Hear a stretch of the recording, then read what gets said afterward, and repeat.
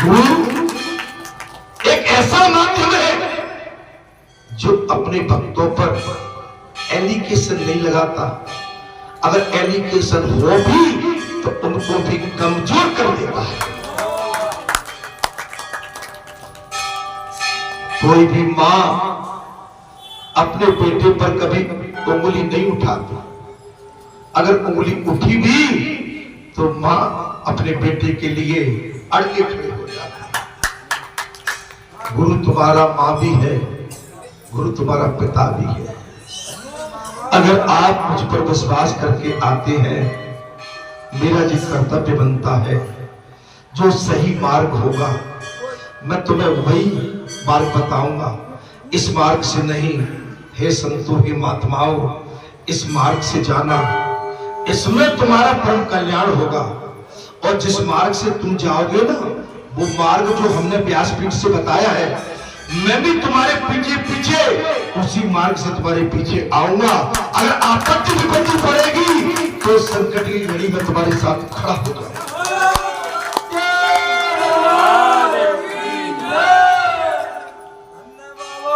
मार्ग वही बता सकता है जो सत्य को जानता है। आंखें वही खुलवा सकता है जिसकी आंखें खुली हो। सुन वही सकता है जिसके कान खुले हो। बोल वही सकता है जिसकी वाणी में संयम हो। महाराज, मैं कुछ गलत तो नहीं चला, मैं कथा वही कह रहा हूं जो श्री नारायण ने कही है, जो भगवान सुखदेव ने कही है, राजा परीक्षित के सम्मुख कही है। अपनी देखिए, गंगा तो भगवान के श्री चरणों से निकली है, लेकिन भागवत कथा भगवान श्री हरि के मुखाग्र बिंदु से निकला। गंगा श्री हरि के चरणों से और भागवत कथा श्री हरि के मुखाग्र बिंदु से। भगवान चाहते थे कि कलयुग में, कलयुग केवल नाम आधारा और सुमिर सुमिर नर उतरे पाए। महाराज, जब सुखदेव भगवान ने कहा, हे राजन, तुम जो प्रश्न करते हो वैसे ही प्रश्न विदुर जी ने मैत्रेय जी से पूछे थे। वे विदुर जी ऐसे है कि महाराज, आमंत्रण के बिना भी भगवान उनके घर पहुंच गए।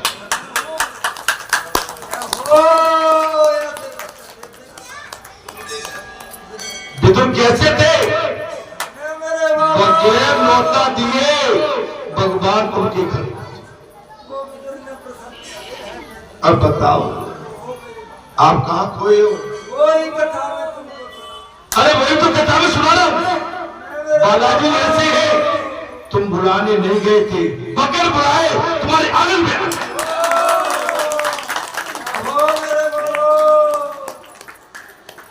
और वो भी किस पुण्य के साथ आए थे, आप जान ही सकते हो।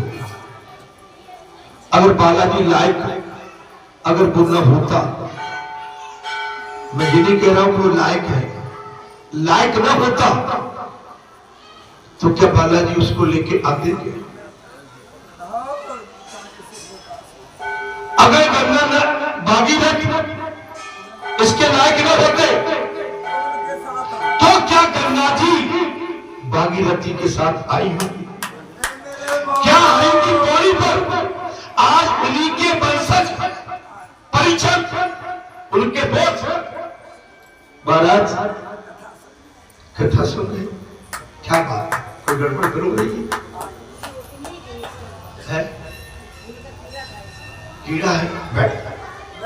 देखो, कीड़ा मत देखो, मुझे से सांप को देख लो तुम।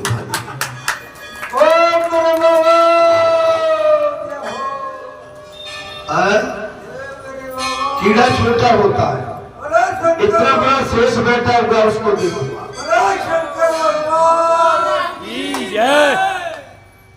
आप शेष को देखोगे तो कीड़े नहीं दिखेंगे फिर। और कैसी कही भैया दादी?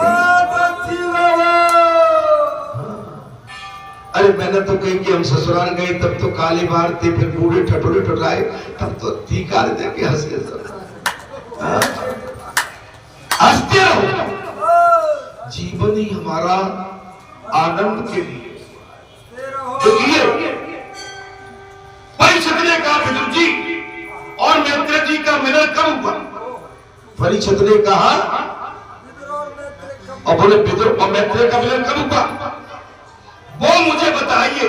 तब सुखदेव भगवान कहते हैं कि आमंत्रण पाए बिना ही भगवान विदुर के घर पहुंचे। आमंत्रण नहीं मिला दादी, ऐसे नहीं। हाँ, आमंत्रण किसके घर था? दुर्योधन की। और 11 के दिन और भागवत कथा और कृष्ण कथा और मंगलवार और देव उठनी 11। ए भैया, राम नाम की लूट है, लूट सबको लूट। अंतकाल पछताओगे से प्राण जाएंगे छूट। अरे असले बोले भैया, न जाने को कित को रम जागो। अस खेल बखत रमजान। भगवान सुखदेव कहते हैं कि आमंत्रण पाए बिना भगवान विदुर के घर पहुंच गए थे। उस प्रसंग की बात पहले बता दो। धृतराज ने पांडवों को लाक्षागृह में जला देने का प्रयत्न किया। अब कहिए, धृतराष्ट्र ने 5 पांडवों को लाक्षागृह में जलाने का प्रयत्न किया, तो धृतराष्ट्रों की कमी है क्या? और तुम जैसे पांडवों को कहीं कोई धोखा दे देगा तो मुझ पर क्या बीतेगी?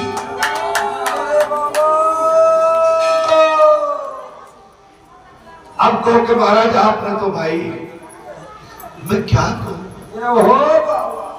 धृतराष्ट्रों की पहले द्वापर में एक धृतराष्ट्र था, आज तो महाराज साख साख पर धृतराष्ट्र बैठे बैठे।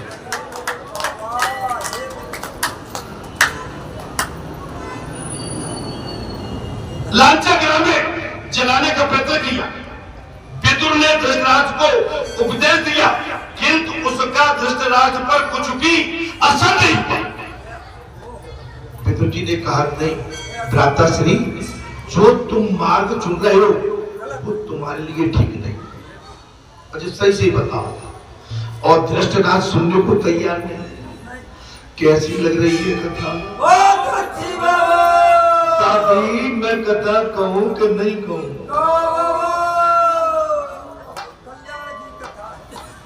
जय मानो विदुर बैठा हुआ यहाँ पर, हम सब धृतराष्ट्र।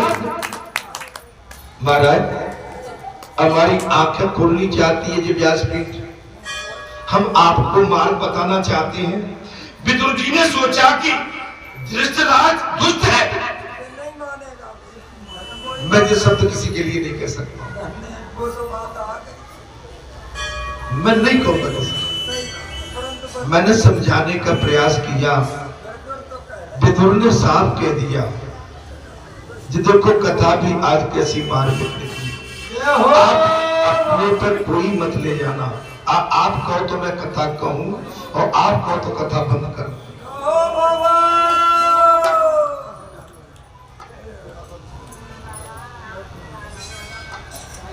मेरा आपसे कोई तो विनती है, अब अगर धृतराष्ट्र मार्ग में जो होगा उस पर कथा उतर जाएगी और जो स्मृति का नहीं होगा उससे कोई लेना देगा।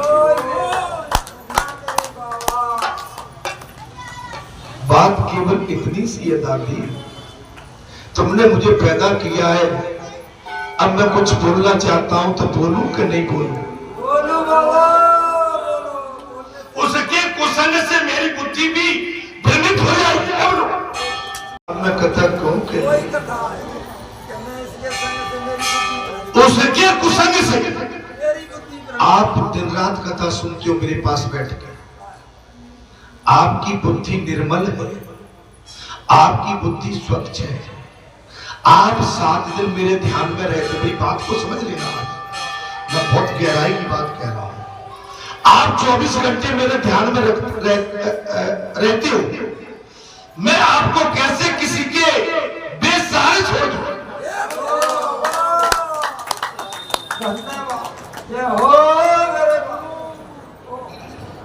जिसे आपकी पवित्रता का मान भी नहीं है।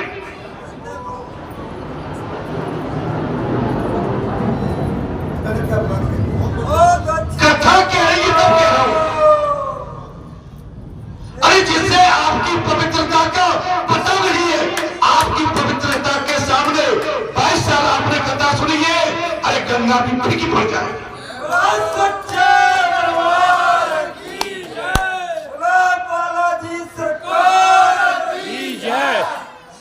अब तुम्हें मैं कैसे किसी नाले में छोड़ दूं? मुझे समझने की कोशिश। महाराज उसके कुसंग से विदुर कहने लगे मेरी बुद्धि भी भ्रष्ट हो रही। विदुर के मैं शुभचिंतक हूं, विदुर मेरा भाई है, दशरथ मेरा भाई, और मैं उसका संग रहते हुए मेरी बुद्धि भी भ्रष्ट हो जाए। ऐसे भाई को छोड़ो।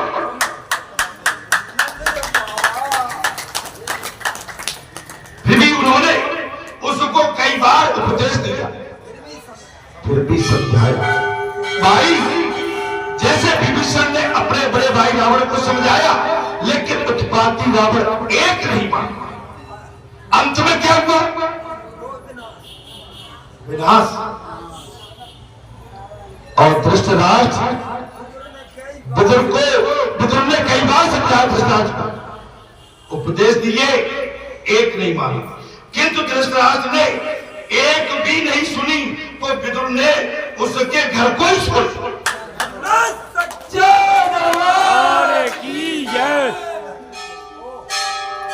धृतराष्ट्र ने अपने छोटे अनुज दासी पुत्र थे महाराज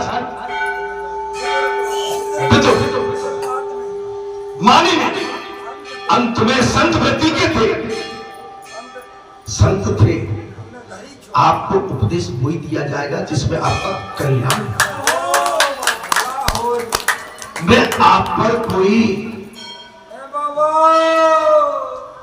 जबरदस्ती का कोई संदेह ये नहीं है मेरा। अगर मैं यहां करके भी संदेह किया तो मेरा बैठना धिक्कार है। बच्चा आग में जाता है तो मां डांटती है कि मत जाओ, उधर चल जाओ, बेटा अमुक के साथ मत जाना, उसका बच्चा थोड़ा सा गड़बड़ में हो गया है, अगर तुम भाग गए तो तुम्हारे लिए कुछ गड़बड़। विदुर जी अपनी पत्नी सुनवा के साथ समृद्धि घर का त्याग करके और वन को चली गई, छोड़ दिया। वनवास के बिना जीवन में सुवास नहीं आ सकता। आप इस समय वनवास में बैठो। बालाजी धाम मतलब वनवास।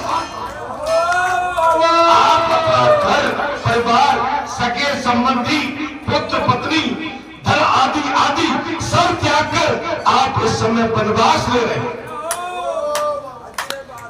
अच्छे बात, सुवास। 25 साल की कथा आपकी और 25 साल का त्याग। आप जानते ही हो एक ब्राह्मण की कथा आती है, कौन थे वो महाराज? गौकर्ण बने वो क्या? आत्मदेव नहीं, एक और दुध का ब्राह्मण था, तपस्वी था, त्यागी था, बैरागी था, लेकिन जरा सी दृष्टि एक चंचल किसी देवी पे पड़ गई, वहीं से उसका मार्ग खत्म हो। अजामिल, आप समझ लो, अजामिल ब्राह्मण। तो मेरी बनती है आपसे, मैं किसी पर थोप नहीं रहा। आप जितनी स्वच्छता से, जितनी पवित्रता से, जितनी आस्था से जितने समर्पित भाव से आप वाणी जी पर विश्वास करते हैं तो मेरा कर्तव्य बनता है कि आपका जो निष्ठा है, आपकी जो निष्ठा है ना, वो अंगद का पैर बने।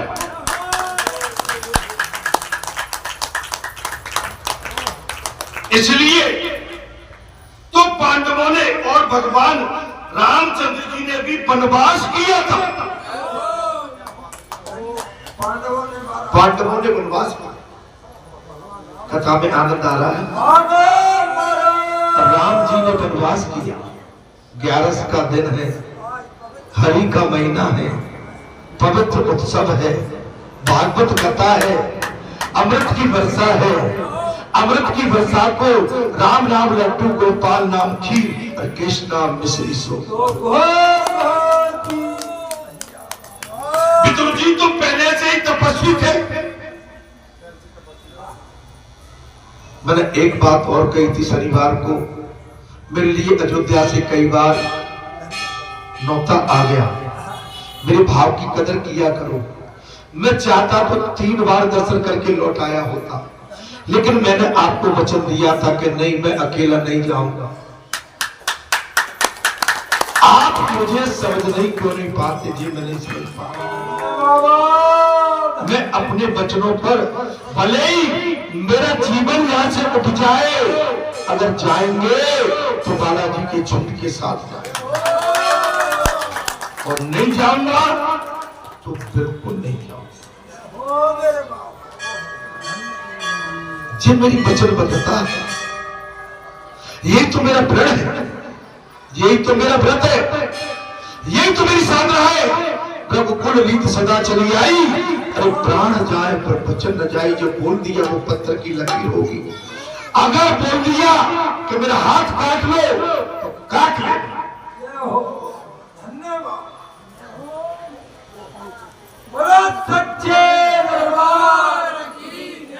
विदुर जी तो पहले से तपस्वी सा जीवन बिताते थे और भगवान का कीर्तन करते थे। आप किसी विदुर से कम हो। आप सभी का जीवन तपस्वी है। दिन रात बालाजी की सेवा में, दिन रात बालाजी के धाम में, और दिन रात या भंडारों में आप जिस तक तत्परता से, निष्ठा के साथ आप काम करते हो, अरे मेरा तो इसी में जीवन धन्य हो जाता। लेकिन आज आपने देखा माया ने कैसा खेल खेला। माया लपेटा मार। उस दिन देखा, मैंने कहा मेरा पैर ढूंढो, मेरा पैर लाओ, मेरा पैर खो गया। तुम मेरा पैर तक नहीं ढूंढ पाए। मेरी गणना इतनी सस्ती मत करो, मेरा मूल्य तुम कम मत करो। तुम्हारा मन नहीं लगता, तुम्हारी मर्जी है, लेकिन मेरे मूल्य को जहां पर है, उस मूल्य को मेरे को मूल्य रहने दो। इसलिए दुर्योधन के 56 भोगों को छोड़कर भगवान श्री कृष्ण ने विदुर के घर पर जाके भाजी का चावला किया।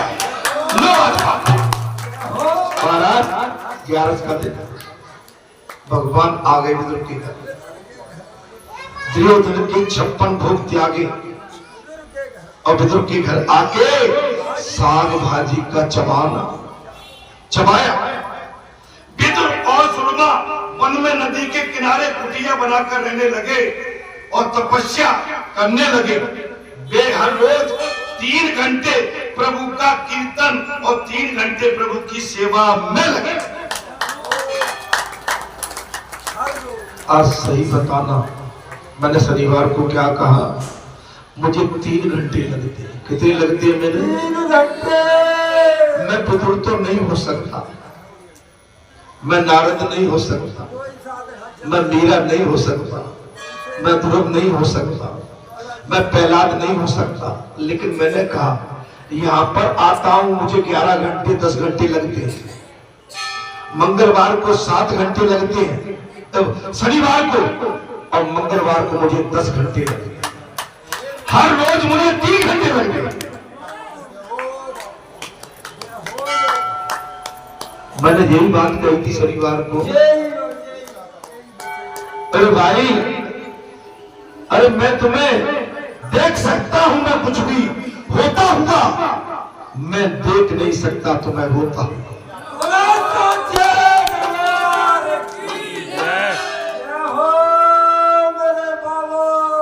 देख सकता हूं मैं कुछ भी होता हुआ, नहीं मैं नहीं देख सकता तो मैं रोता हूं।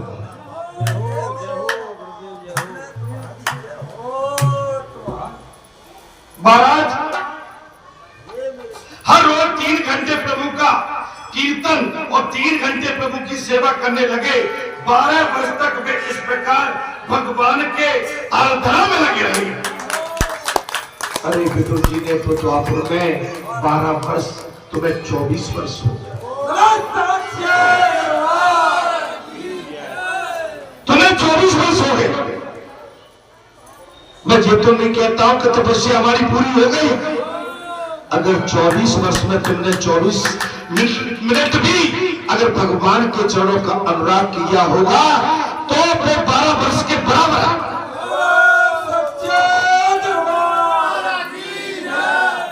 कथा में प्रसंग आ गया।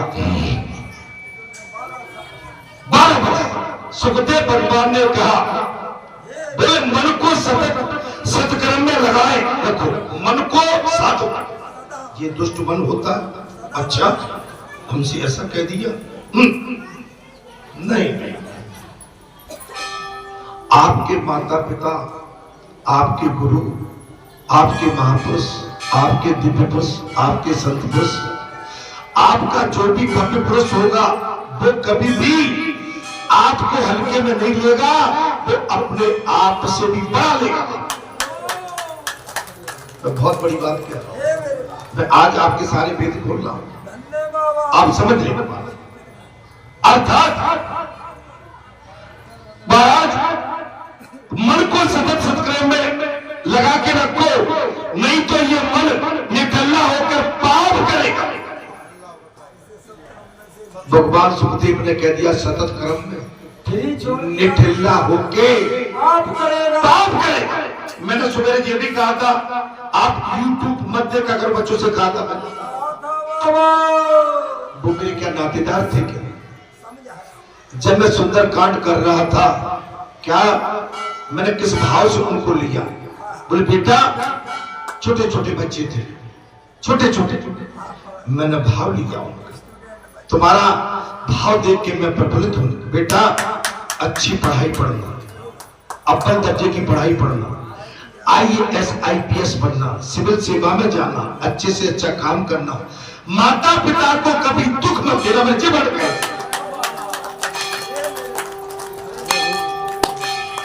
बेटा, मुझे ऐसा लगा कि मेरे अपने आगे उनके शब्द का क्या कहा? अरे भाई, तनिक सोचो, आप कभी सोचिए, इस मन को निकलना मत छोड़ो, नहीं तो मन ब्रह्म में पढ़ के पाप करेगा। भगवान का वे कीर्तन करते थे, कौन? विदुर और विदुर की पत्नी, और भूख लगने पर भाजी खाते थे, पत्ता ले आते थे, अन्न ग्रहण नहीं करते, भाजी खाते। अरे हमें तो भगवान अन्न दे रहा है और भरपेट दे रहा है, फल दे रहा है, फूल दे रहा है, पंखे की हवा दे रहा है, और डल्लब के गद्दे दे रहा है, और मार्बल के मकान दे रहा है, और गैस जलाने के लिए दे रहा है। अरे बुजुर्ग के समय तो चूल्हे होंगे, लकड़ी ईंधन होगा। विदुर रानी किसी वन में विदुर राजा के लिए भोजन पकाती होंगी। वाह, भोजन करना पाप नहीं, भोजन करना कोई पाप नहीं है, भोजन में ही भोजन है पाप। भोजन में और भोजन करते समय भगवान को भूल जाना वो पाप। और भैया कथा कैसी लग रही है? भोजन करना और भोजन में तल्लीन हो जाना और भोजन करते समय भगवान को भूल जाना वो पाप। कई लोग कड़ी खाते खाते उसी में खो जाते हैं।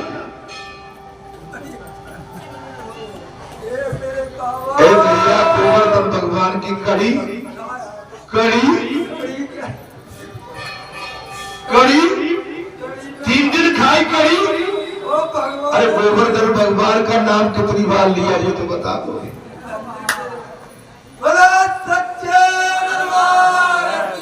आप जाने कह दो बाबा मैं क्या करूं, बात ही ऐसी निकल रही है। अभी तुमने ठीक माने 10-12 दिन पीछे कड़ी खाई थी 12, और कड़ी की चर्चा कई दिन चलती रही। गोवर्धन भगवान में कड़ी सिखाने सभी आए थे कि नहीं? सही सही बताओ कड़ी कैसी लगी? अच्छी लगी। लो महाराज अब बात इसमें आ गई। भगवान सुखदेव कहते कई लोग तो कड़ी खाते खाते उसी में खो जाते हैं और अगले दिन महाराज माला फेरते हैं। भगवान ऐसी कड़ी खाई कि माला भूल गए और दूसरे दिन माला और वो भी कड़ी को याद करते हैं। दूसरे दिन माला फेरते समय कड़ी, फ्रिज में कड़ी।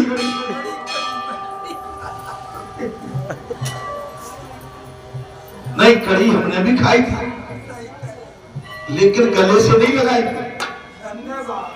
एक जीवन में ध्यान करना, आप उसके पीछे मत पड़ो। आपने पैसा किसी को दान कर दिया भूल जाओ, आपका पैसा खो गया भूल जाओ। आप पैसे से कोई बाजार से सामान उठा लाए,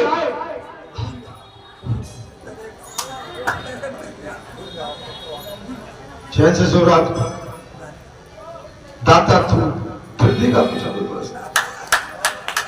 जी चलना तो कटौती में करना। भले ही रात को भोजन कर लिए चावल दाल खा ली, सवेरे के लिए डब्बे में दाल चावल नहीं है, चिंता मत करो। मैं विश्वास से कहता हूं आपके प्रातः काल होते ही आपके डब्बे में दाल और चावल आ जाएंगे। आप भूखे नहीं सो।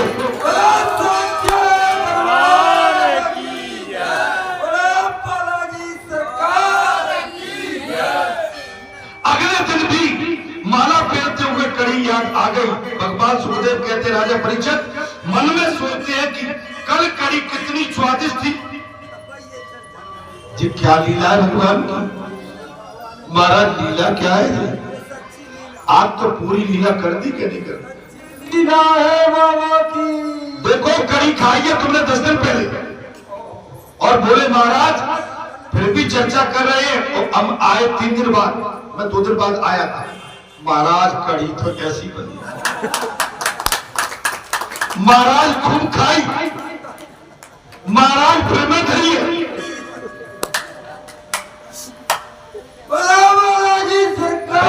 3 दिन तो मैंने कड़ी की चर्चा सुनी थी यहाँ पर, आप समझ लो क्या स्वादिष्ट है। विदुर जी को महाराज क्या स्वादिष्ट है। विदुर जी ने सुना कि द्वारका नाथ महाराज संधि कराने के लिए हस्तिनापुर आ रहे, कथा बहुत रोमांचक है।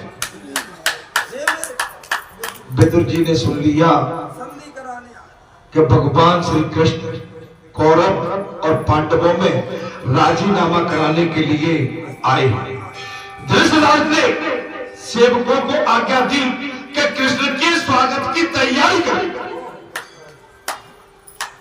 राजा धृतराष्ट्र ने आज्ञा दे दी अपने सेवादारों को, क्या द्वारकाधीश राजा आ रहे हैं, उनके स्वागत की तैयारी करें, 56 भोग लगाओ। धृतराष्ट्र ये सेवा कुभाव से कराते हैं। कुभाव सद्भाव, क्योंकि धृतराष्ट्र जानते थे कि कृष्ण पांडव पक्ष में है। कहो महाराज 56 भोग सेवा सदा सद्भाव से करनी चाहिए, कुंठा नहीं। आप भगवान को जानते नहीं। भगवान सब कुछ सहन कर सकता है, लेकिन अपने भक्तों का दुख और अपने भक्तों के आंसू कभी निकलते हुए नहीं देख सकता है। मैं आज आपको बहुत वेदना के साथ कह रहा हूं, कथा में आपके आंसू भगवान के प्रेम में आ जाए वो अलग है, लेकिन संसार के भाव से आए भगवान की कथा में भगवान के लिए आंसू निकल आए, आपका जीवन सफल हो जाएगा। लेकिन संसार के वातावरण हेतु अगर हमारे आंसू निकले, हम कहीं के भी नहीं रहेंगे। सुनो उसे, सुनो उसे, अपने जीवन में उससे संकल्प कर लो कि ये तो बहुत बड़ी बात हमारे सामने आई है। को भाव से सेवा करने वाले पर भगवान प्रसन्न नहीं होते। अब मैं क्या करूं, बता दो कि नहीं? और मैं स्वयं आज बैठा हुआ हूं प्रार्थना